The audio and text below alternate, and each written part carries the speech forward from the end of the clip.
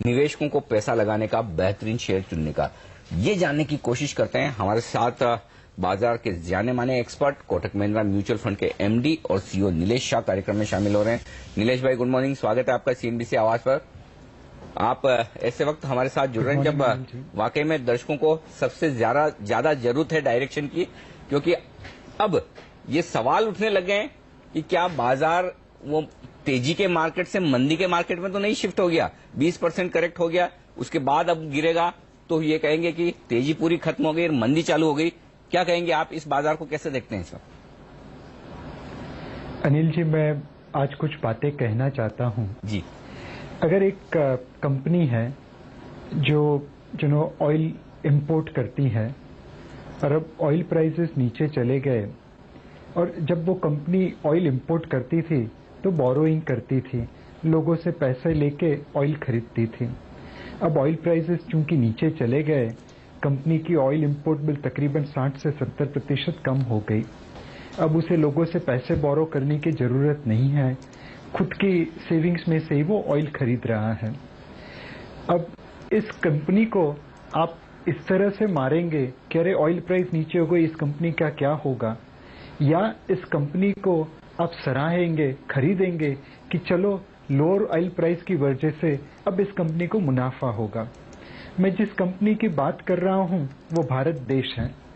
पहले हम तकरीबन $150 बिलियन खर्चा करते थे ऑयल इंपोर्ट करने में, और फिर लोगों से पैसा बोरो करते थे उसको फंड करने के लिए। आज चूंकि ऑयल प्राइसेस $120 से $28 की तरफ आ गई हैं, तो हमारा इंपोर्ट बिल तकरीबन आधा हो चुका है। ये $70 बिलियन की सेविंग जो भारत देश बना रहा है, वो कहीं न कहीं कभी न कभी तो मार्केट में रिफ्लेक्ट करेगी। शायद आज के दिन में वो चीज रिफ्लेक्ट कर रही है, शायद वो 15 दिन के बाद करेगी। तो आप कह रहे हैं कि इस समय बहुत अच्छा मौका है फिर नीलेश भाई भारतीय बाजारों में निवेश करने का, और जो लोग अभी बाहर बैठे हैं, इंतजार कर रहे हैं, वो और इंतजार ना करें, इस समय पैसा लगाना शुरू कर दें। अगेन मैं एक और कहना चाहूंगा, हम सब जानते हैं कि भारत में बेटिंग सट्टेबाजी की मार्केट बहुत बड़ी है जी। कोई कहता नहीं है कि हम ये करते हैं, इलीगल भी है, बट जो हम सुनते हैं, न्यूज़पेपर में पढ़ते हैं, वो ये कहता है कि इलेक्शन की मार्केट हो या आईपीएल की क्रिकेट मैच हो, इसके ऊपर बहुत बड़ा सट्टा होता है। अब जब आप स्टॉक मार्केट को देखें, एंड मैं थोड़ा एग्जैजरेशन करके बात करना चाहूंगा कि 100 रुपए का शेयर अगर 10 रुपए का हो जाए तो आप 90% खोते हैं, बट यही शेयर अगर 10 रुपए का वापस 100 रुपया हो जाए तो आप 900% कमाते हो। सो स्टॉक मार्केट एक ऐसी जगह है जहां पे करेक्शन में आपको 1 पे 10 का भाव मिलता है। ये भाव आज तक इलेक्शन की मार्केट में या आईपीएल की मार्केट में नहीं मिलता है, और फिर भी हमारी कमनसीबी है कि जितना पैसा सट्टे के बाजार में इलेक्शन के ऊपर, आईपीएल के क्रिकेट मैच के ऊपर लगता है, उससे कहीं कम पैसा इक्विटी म्यूचुअल फंड में आता है। तो अब करेक्शन में आपको 1 पे 2 का, 1 पे 3 का, 1 पे 4 का भाव मिल रहा है, इसको आप अपनाइए, इसको इस मौके को जाने मत दीजिए। लेकिन मौके को जाने न दे, ये बात तो सही है, लेकिन एक डर बहुत है लोगों में इस वक्त, और डर ये है कि दुनिया भर में क्या होगा पता नहीं, खासतौर से चीन में, क्योंकि लोग ये कहते समझ में नहीं आता कि चीन में हो क्या रहा है। खबरें पता नहीं पूरी बाहर आती है नहीं आती, उनकी इकोनॉमी का क्या हाल है, और लोग कंपेयर करते हैं 2008 के क्राइसिस से, लेमन ब्रदर्स के क्राइसिस से। तो ये जो डर है, इससे कैसे बचे? अनिल जी, अगेन मैं कुछ अलग तरीके से आज बात करने की ठान के आया हूं। तो आपने भी एक व्हाट्सएप मैसेज पढ़ा होगा जिसमें बताया था कि 8 साल की साइकिल चलती है। 92 में मार्केट गिर गया था, 2000 में 8 साल के बाद गिर गया था, 2008 में भी 8 साल के बाद गिर गया था, तो 2016 में 8 साल के बाद कैसे टिकेगा? इसे तो गिरना ही है, ये 8 साल का साइकिल है। अब मैं लोगों से यही कहना चाहूंगा कि 1992 में जिस स्टॉक से लोगों ने पैसे बनाए थे, वो कर्नाटका बॉल बेयरिंग, मजदा फाइनेंस, ऐसी कंपनीज थी। उस समय का पी रेशो 60 के ऊपर था। उस समय डेट मार्केट में से घुमा के पैसा इक्विटी मार्केट में लाया गया था, जो परमानेंट कैपिटल नहीं था। 2000 के साल में जिस स्टॉक पे पैसे बने वो Penta Media, DSQ software, Silver Line Industries, इस टाइप की टीएमटी कंपनीज में थे। उस टाइम पे एवरेज पीई ऑफ मार्केट 38 के आसपास था और टीएम की स्टॉक्स के कई स्टॉक्स तो 100 के पीई पे चल रहे थे।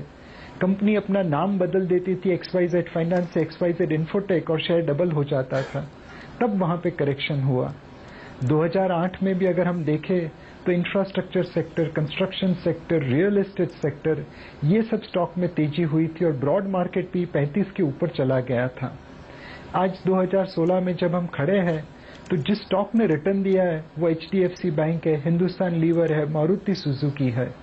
इस वक्त ब्रॉड मार्केट का पी 16 के 16 टाइम्स FY16 है और 14.5 टाइम्स FY17 है। अब लोग ये कहे कि 8 साल की साइकिल यहाँ पे आएगी, तो मैं तो सिर्फ यही कहना चाहूंगा कि every rule has an exception and 2016 will break this myth of 8-year cycle. बिल्कुल। नीलेश भाई, ये बताइए फिर ऐसे में कई सारे लोग इस बाजार में मिड कैप्स में निवेश करने के लिए उतर जाते हैं, क्या ये सही रणनीति है? और आप भी क्या ये मानते हैं कि इस समय लार्ज कैप्स में निवेश करना ज्यादा बेहतर है बनस्पत मिड कैप्स के? डेफिनेटली। अगर आप देखिए तो FII की सेलिंग की वजह से मार्केट नीचे गिरा है। कुछ हद तक हमारी डोमेस्टिक रीजंस भी है, but bulk of the selling has been led by FII। And आज तक मतलब सन 2015 में अगर हम देखें तो FII की सेलिंग के सामने खाली डोमेस्टिक म्यूचुअल फंड खड़े थे, बाकी जो डोमेस्टिक इन्वेस्टर्स थे वो उतने पार्टिसिपेट नहीं कर रहे थे। FII की selling mostly large cap stocks में ज्यादा रही थी। इस वजह से लार्ज कैप स्टॉक्स नीचे आ गए हैं वैल्यूएशन में, प्राइस में, और मिड कैप स्टॉक्स अभी भी लार्ज कैप्स की ऊपर के भाव पे, ऊपर के वैल्यूएशन पे ट्रेड कर रहे हैं। तो इस वक्त दो चीज चेंज हो रही है। अगर हम जनवरी 2015 का साल से शुरुआत से अब तक का देखें तो FII ने कुल मिला के 7,000 करोड़ से ज्यादा माल बेचा है, म्यूचुअल फंड ने 3800 करोड़ से ज्यादा का माल लिया है और 3200 करोड़ से ज्यादा का माल इंश्योरेंस ने लिया है। तो अब तक खाली डोमेस्टिक म्यूचुअल फंड FII के सामने खड़ा था, अब इंश्योरेंस कंपनीज भी हमारे साथ कंधे से कंधा जोड़ के खड़ी हुई है। और इस वक्त लार्ज कैप स्टॉक्स अच्छे वैल्यू दिख रहे हैं, वैल्यूएशन वहां पे रीजनेबल है। ऐसा नहीं है कि ये अक्टूबर 2008 की तरह एकदम स्क्रीमिंग बाई पे पहुंच गए हैं, ये अभी फेयर वैल्यू के थोड़े नीचे है, बट ऐसा नहीं है कि एकदम ही सस्ते हो गए हैं। बट इस वक्त मतलब लार्ज कैप में निवेश करना मिड कैप में निवेश करने से अच्छा रहेगा। वैल्यूएशन के लिहाज से लार्ज कैप्स आकर्षक हैं, वहां निवेश करना ज्यादा ठीक है। अच्छे करेक्शन के बाद मैं अगला सवाल लूं नीलेश भाई से, लेकिन उससे पहले बता दूं कि थोड़ी प्रॉफिट बुकिंग जरूर आई है इस वक्त बाजार में। हालांकि अब भी सेंसेक्स 200 अंक ऊपर है, निफ्टी अब भी 60 अंक ऊपर है, लेकिन आज का हाई मैं आपको बता दूं निफ्टी का 7,398, जो 7,400 के आसपास के लेवल की हम बात कर रहे थे, लगभग उन्हीं लेवल पर पहुंचा निफ्टी और वहां से 35 अंक थोड़ा सा करेक्ट हुआ है इस वक्त। तो थोड़ी प्रॉफिट बुकिंग जायज भी है ऊपर के लेवल पर आना। लेकिन नीलेश भाई, एक और, क्योंकि आपने व्हाट्सएप मैसेजेस की बात की, आपका खुद का एक मैसेज व्हाट्सएप पे काफी चल रहा है कि नीलेश भाई ये कहने के बड़ा पैसा हिंदुस्तान के बाजारों में घरेलू निवेशकों का आने वाला है अगले साल 2 साल में, और उससे बाजार में बड़ी मजबूती बढ़ेगी। आपकी क्या कैलकुलेशन है, कितना पैसा आप उम्मीद कर रहे हैं बाजार में आएगा, और ऐसे में क्या FIs की इतनी बिकवाली आप हम सारे घरेलू निवेशक मिलकर झेल लेंगे? अनिल जी, वो जो व्हाट्सएप मैसेज घूम रहा है उसमें थोड़ी एग्जैजरेशन है, तो आपने मुझे मौका दिया उसको करेक्ट करने का। ये बात सही है कि आने वाले 5 सालों के अंदर घरेलू निवेशकों का पैसा स्टॉक मार्केट में काफी आएगा। इस वक्त हम जो टोटल इक्विटी म्यूचुअल फंड की साइज है वो तकरीबन 4 लाख करोड़ की है। मुझे लगता है कि आने वाले 5 सालों के अंदर घरेलू निवेशक इससे डबल पैसा स्टॉक मार्केट में लगाएंगे, और ये पेस कोई नामुमकिन नहीं है। पिछले 2 सालों में इक्विटी म्यूचुअल फंड ने जितना पैसा मार्केट में लगाया है वो उसके पहले के 10 साल से ज्यादा है। तो 2 साल में हम 10 साल से ज्यादा दौड़े हैं। तो आने वाले 5 सालों में घरेलू निवेशक आज की म्यूचुअल फंड इंडस्ट्री से दुगना पैसा स्टॉक मार्केट में लगाए, इसकी रीजनेबल पॉसिबिलिटीज हैं। इसका अगर मैं ब्रेकअप देखूं तो आज की तारीख में तकरीबन 90 लाख इन्वेस्टर्स हमारे साथ SIP करते हैं और 25 से 30 हजार करोड़ रुपया हर साल हमें इक्विटी म्यूचुअल फंड में देते हैं। बाकी कुछ हम लमसम भी बेचते हैं, तो कुल मिला के लास्ट ईयर हमने 72,000 करोड़ रुपया इक्विटी मार्केट में लगाया था। आने वाले 5 सालों में अगर यही रेट मेंटेन किया तो 3.5 लाख करोड़ रुपया सिर्फ mutual fund domestic equity market में लगाएंगे। LIC तकरीबन 50,000 करोड़ रुपए हर साल इक्विटी मार्केट में लगाता है, तो उनकी तरफ से 2.5 लाख करोड़ आने की उम्मीद है। जो प्राइवेट इंश्योरेंस कंपनीज है वो 2014-2015 में नेट सेलर्स रहे थे, बट हो सकता है कि आने वाले 5 सालों में वो भी कुल मिला के 1-8 लाख करोड़ रुपया लगा दे। और जो सबसे बड़ा डेल्टा चेंज हो रहा है वो ये है कि आज तक हमने प्रोविडेंट फंड को स्टॉक मार्केट में निवेश करने की अनुमति नहीं दी थी। इस साल से उन्होंने शुरुआत की है। शुरुआत थोड़ी कमजोर रही है बिकॉज मार्केट गिर गया है, बट उनको जितना पैसा लगाना है वो तकरीबन 2 लाख करोड़ रुपए आने वाले 5 सालों में हो सकता है। और उनके लिए ये करेक्शन एक गॉड सेंड अपॉर्चुनिटी है कि सस्ते भाव में अच्छा माल मिल सकता है। तो 3.5 लाख करोड़ म्यूचुअल फंड के, 2 लाख करोड़ प्रोविडेंट फंड के, 2.5 लाख करोड़ LIC के और 1 lakh crore private sector insurance companies, banks, ये सब मिला के तकरीबन 9 लाख करोड़ रुपया जो आज की म्यूचुअल फंड इंडस्ट्री से दुगना है वो स्टॉक मार्केट में आ सकता है। बिल्कुल, तो जबरदस्त कैलकुलेशन है जी हाँ। तो नीलेश जी, यही सवाल है, फिर ये पैसा लगेगा कहाँ पर? और मैं अर्निंग सीजन देख रहा था अब तक जो आया है, ये बताइए आपको कैसे लगे अब तक जो नतीजे आए हैं? IT सेक्टर तो कम से कम सब दिग्गज कंपनियों के नंबर्स आ गए हैं, शुरुआत IT सेक्टर से ही करेंगे, कैसे लगे आपको नंबर्स फिर? रिजल्ट्स में एक ट्रेंड होता है कि जो अच्छे रिजल्ट है वो जल्दी आते हैं, जो बुरे रिजल्ट है वो बाद में आते हैं। तो अगर हम पूरे सेक्टर को देखें, कल सीमेंट कंपनी, एक लार्ज सीमेंट कंपनी का रिजल्ट आया, प्रॉफिट्स आर अप 39%। उसके पहले दिन एक लार्ज पेट्रोकेमिकल कंपनी का रिजल्ट आया, प्रॉफिट्स आर अप 39%। उससे पहले के दिन एक लार्ज IT कंपनी का रिजल्ट आया और वो भी मतलब इतना कोई ग्रोथ नहीं दिखा पाए थे, बट जो कमेंट्री दी और जो नंबर्स आए थे वो मार्केट्स की एक्सपेक्टेशन से ज्यादा थे। तो अब तक के जो नंबर आए हैं इन्होंने ये ट्रेंड जारी रखा है कि जो अच्छे रिजल्ट है वो पहले आते हैं, जो बुरे रिजल्ट है वो बाद में आएंगे। बिल्कुल, तो रिजल्ट सीजन में शुरुआत में इतना खुश होने की जरूरत है, लेकिन चूंकि आप बैंकिंग सेक्टर पर काफी अच्छी गहरी पकड़ भी रखते हैं, ये जो अब नए नियम की बात RBI कर रहा है प्रोविजनिंग के लिहाज से, NPS के लिहाज से, और उससे लेकर काफी डर बना हुआ है। 2 सवाल है, एक तो इसका क्या असर पड़ेगा बैंकिंग शेयरों पर, दूसरा सवाल है कि क्या ये PSU बैंक्स इन लेवल्स पर आ गए हैं जहां पर एक अच्छा मौका है, वैल्यू है खरीदारी करने का, क्योंकि हम देख रहे थे कि HDFC बैंक के मार्केट कैप के बराबर सारे PSU बैंक्स का मार्केट कैप हो गया है। डेफिनेटली अनिल जी, एक तो RBI की सराहना करनी चाहिए कि वो एक ट्रांसपेरेंसी लेके आ रहे हैं। जब मार्केट को कुछ समझ में नहीं आता है, जब अनसर्टेनिटी रहती है, नॉन ट्रांसपेरेंसी रहती है, तो वर्स्ट चीज वो प्राइस करता है। ये कोई छुपी बात नहीं है कि भारतीय बैंकिंग सेक्टर को नॉन परफॉर्मिंग एसेट्स से बहुत ही प्रॉब्लम हो रही है।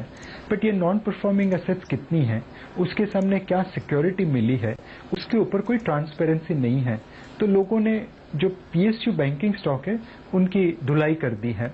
और एक ऐसा रिडिकुलस समय आ गया है कि एक बैंक जिसकी 4,000-5,000 ब्रांचेस है वो एक ब्रोकरेज कंपनी से लोअर वैल्यूएशन पे ट्रेड हो रही है। ये सारी बैंक अपने बुक वैल्यू से नीचे ट्रेड हो रही है। सारी PSU बैंक जो मिला के 75% of Indian banking balance sheet चला रही है, उनकी मार्केट कैप इंडिया की लार्जेस्ट प्राइवेट सेक्टर बैंक की मार्केट कैप से कम हो गई है। तो मार्केट को जो चाहिए वो ट्रांसपेरेंसी चाहिए। आपके पास कितनी नॉन परफॉर्मिंग एसेट्स हैं, उसके सामने क्या सिक्योरिटी है, और आप किस तरह से इस नॉन परफॉर्मिंग एसेट्स को सॉल्व करने वाले हैं। ये नए बैंकरप्सी कोड की वजह से, नए SDR की वजह से क्या आप अपनी रिकवरी कर पाएंगे? क्या वो प्रमोटर्स जिन्होंने कंपनी से पैसे साइफन ऑफ किए हैं उनके पास से जाके आप पैसा वसूल कर पाएंगे? ये जैसे जैसे ट्रांसपेरेंसी आएगी वैसे वैसे PSU बैंकिंग स्टॉक के प्राइसेस बढ़ सकते हैं। क्रिटिकल चीज ट्रांसपेरेंसी है। बिल्कुल। नीलेश भाई, जो अगला बड़ा इवेंट जिस पर बाजार की नजर है वो बजट है, अगले महीने आने वाला है। और पहले आपने कवायद करी है सरकार से कि गोल्ड बॉन्ड्स लाने चाहिए, गोल्ड मॉनेटाइजेशन स्कीम्स लानी चाहिए, और सरकार ने वैसा किया भी है। ये बताइए इस बार आपकी वित्त मंत्री से क्या सिफारिश होगी, क्या करना चाहिए? एक तो वित्त मंत्री जी को एक बड़ी कुशल बैलेंसिंग करनी है। उन्हें अपना सारा अनुभव इस दांव पे लगाना है कि एक तरफ उन्होंने मार्केट को कहा था कि कि हम 3.5% fiscal deficit to GDP target करेंगे सन 2017 के लिए। उसके साथ साथ उन्हें 1 लाख करोड़ रुपए से ज्यादा पैसा प्रोवाइड करना है 7th पे कमीशन इम्प्लीमेंट करने के लिए। उनके साथ साथ उन्हें कुछ पैसा प्रोवाइड करना है पब्लिक सेक्टर इन्वेस्टमेंट के लिए ताकि ग्रोथ बरकरार रहे।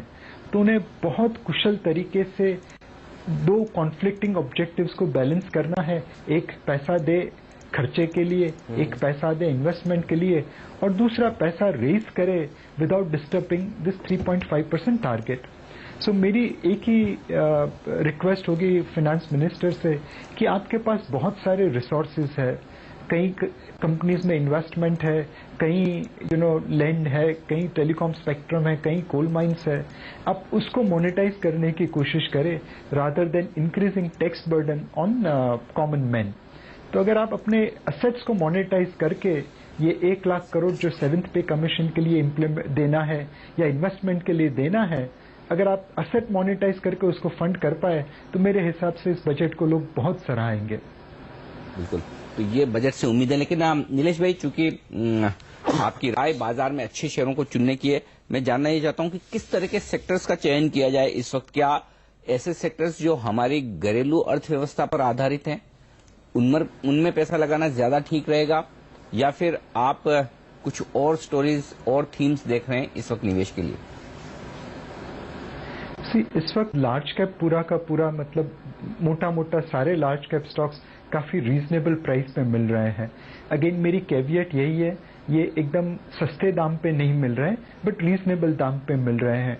और इस वक्त जिस तरह हमारा इकोनॉमिक माहौल है, ये एक्सपेक्टेशन करनी थोड़ी गलत होगी कि मार्केट यहाँ से एकदम सस्ता हो जाएगा। अपने को यहीं से निवेश करना चालू करना पड़ेगा। एसआईपी के थ्रू, रेगुलर इन्वेस्टमेंट के थ्रू अगर आप निवेश करें तो वो बढ़िया रहेगा। दूसरी चीज है कि किस थीम को पकड़ा जाए। तो जैसे आपने अनिल जी कहा कि घरेलू थीम बढ़िया रहेगी। इस वक्त ग्लोबल ग्रोथ के ऊपर डाउट है, हमारा रुपया बाकी सब करेंसीज के सामने काफी स्ट्रांग रहा है और उस वजह से हमें जो एक्सपोर्ट पे बेनिफिट मिलना चाहिए वो शायद कम मिलेगा। तो इस वक्त जो घरेलू थीम है, जैसे कि ये गवर्नमेंट एम्प्लॉयज के हाथ में 1 लाख करोड़ से ज्यादा पैसा आएगा, अगर 25,000 करोड़ आप टैक्स का काट भी ले तो उनकी जेब में 75,000 करोड़ रहेगा। वो जाके जो खर्चा करेंगे, जिस क्षेत्र में ये 75,000 करोड़ का खर्चा होगा वहां पे वॉल्यूम बढ़ेगा, मार्जिन बढ़ेगा, वैल्यू बढ़ेगी। तो 2 व्हीलर्स है, 4 व्हीलर्स है, कंज्यूमर ड्यूरेबल्स है, अफोर्डेबल हाउसिंग फाइनेंसिंग कंपनीज है, या ये लोग जाके अगर अपने घर खरीदेंगे तो cement and home materials company है। ये टाइप की जो डोमेस्टिक इकोनॉमी रिलेटेड कंपनीज है उसमें निवेश करने में फायदा होगा। सर शुक्रिया आपका आज फिर से सीएनबीसी आवाज पर आने के लिए और बाजार में वो जो कॉन्फिडेंस है, जो जरूरत है जिस कॉन्फिडेंस की, उसको वापस से देने के लिए धन्यवाद आपका। आपसे आगे भी बातचीत जारी रहेगी। मैं आपसे सिर्फ एक मैं हेमंत बोल रहा हूँ, सॉरी अनिल जी, मैं आपसे सिर्फ 1 मिनट चाहूंगा। जी जी जरूर। ये एक बहुत अच्छा कोट आज सुबह मैंने पढ़ा है, इंग्लिश में है, बट मैं आपसे इजाजत चाहूंगा कि ये आपके टीवी पे मैं बोल सकूं। जी, ये कोट है होवर्ड मार्क्स करके एक गुरु का। उन्होंने कहा है कि on Wall Street today news of lower interest rate sent the stock market up, but then the expectation that this rates would be inflationary brought the stock market down until the realization that lower rates might stimulate the sluggish economy pulled the stock market up before it ultimately went down because lower interest rates might end up lead to reimposition of higher interest rates. बिल्कुल। तो उन्होंने बहुत कुशल तरीके से market के cycle को बताया है। मार्केट का नेचर है ऊपर नीचे होने का, अपना काम है उस नीचे मार्केट में पैसे बनाने का, भाई सही तरह से निवेश करके। बिल्कुल, तो उतार चढ़ाव और कंफ्यूजन और एक ही खबर को 2 अलग अलग तरीके से पढ़ना, समझना और उस पर रिएक्शन करना, ये मार्केट की इस वक्त की सेंटीमेंट है। ये बताने की कोशिश की नीलेश भाई ने। बहुत बहुत शुक्रिया सर आपका। लेकिन